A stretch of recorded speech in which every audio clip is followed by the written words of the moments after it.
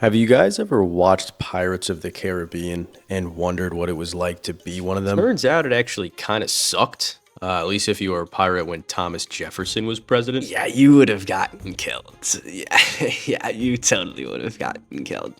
Yeah. Sorry. So yeah, this is the story of how Thomas Jefferson sacked up and absolutely murked some pirates that were messing with America.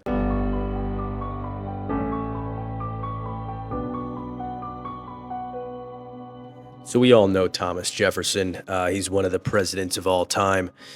I don't really know how to rank them. But yeah, it turns out the dude actually had balls of steel, or should I say, balls of nickel.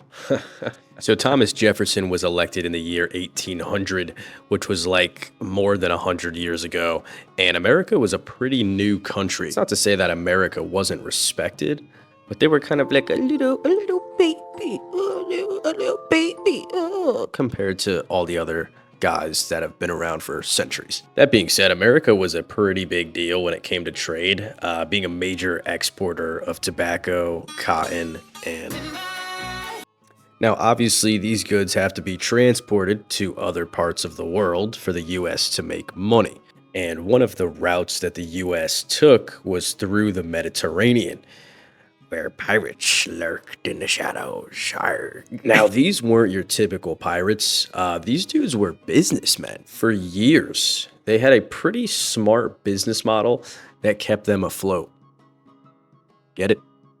Afloat? Because they're pirates. Anyway, in jester terms, here's how the business worked.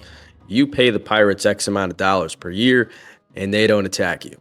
And that's pretty much it. I don't know why I thought pirates would be any more sophisticated than that. So pretty much every country that passed through this little pond had to either pay up or lose everything.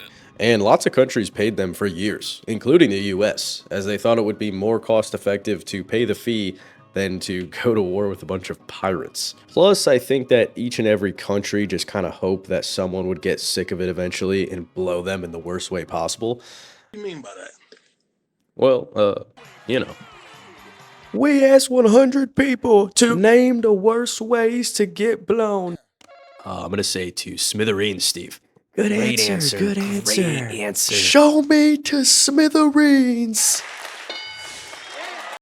It's the #1 answer.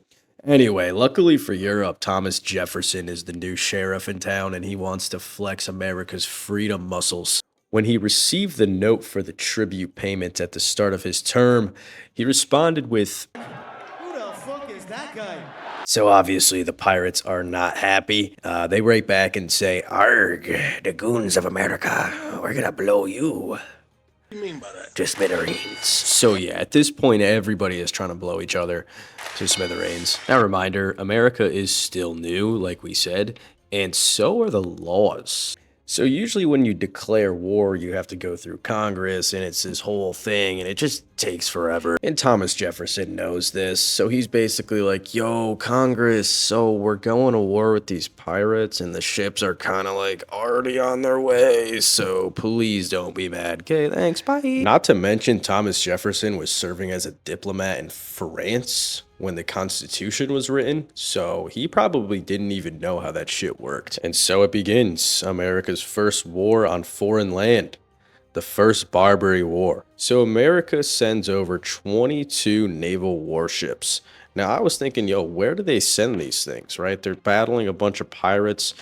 Turns out pirates didn't like full-time live on the sea like I thought they did. These ones lived in a place called Tripoli. It was part of the Ottoman Empire, but you guys might know it today as Libya. Now, from the years of 1801 to 1805, the U.S. launched 5 major attacks on Tripoli, not to mention the constant naval blockades that were in place that prevented anything from going in or out of the nation. I think it's safe to say the tables have turned. One would think, but the pirates were not giving up.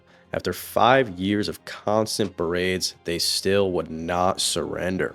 So in March of 1805, a man by the name of General William Eaton said, Fine, I'll do it myself. yourself. and started a grueling expedition that would bring the war to an end. Now, 3 years prior to the war's beginning, there was a major renovation to the U.S. military, including the official recognition of the U.S. Marine Corps. Prior to this, they did exist, but only as a bunch of guys that fought for America that were created in a bar in Philadelphia. But now they were the real deal.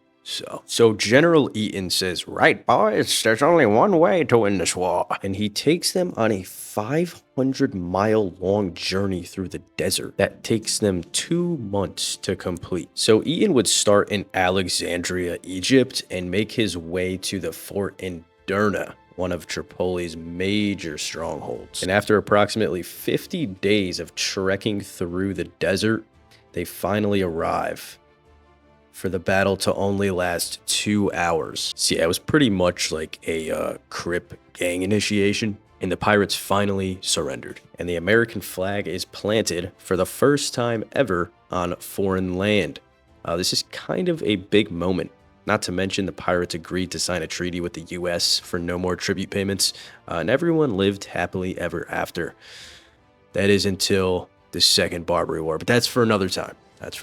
So yeah, pretty cool video here, guys. The U.S. Marine Corps' first operation, Thomas Jefferson secretly sending ships to fight off pirates, and America's first win in the New World. Make sure to tell this story the next time you go on a date if you want them to leave and never speak to you again.